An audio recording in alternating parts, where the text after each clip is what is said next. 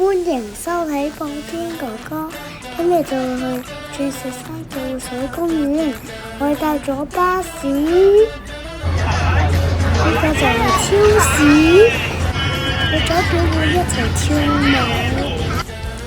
依家就到咗湖水公園啦，望下幾多以前嘅產品，有架車，有得跑步嘅呢個公園，望下幾大，哇！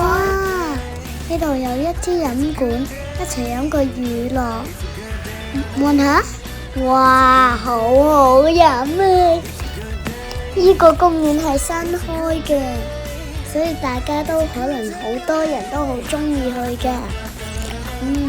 有啲玩呢啲嘅追追，有啲跑步，哇！有啲彈啲八八床，哇！第一次玩呢啲咁嘅，呢就係可以聽嘢嘅。哇！呢個係電動嘅，有得玩上滑梯。哇！哇！呢個真係好玩啊！我影張大合照先。我哋第一次自拍嘅玩上滑梯嘅過程，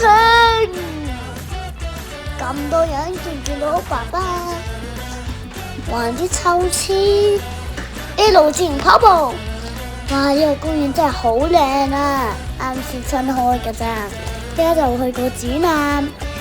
以前啲屋係有高兩層嘅，哇！以前啲屋真係高啊！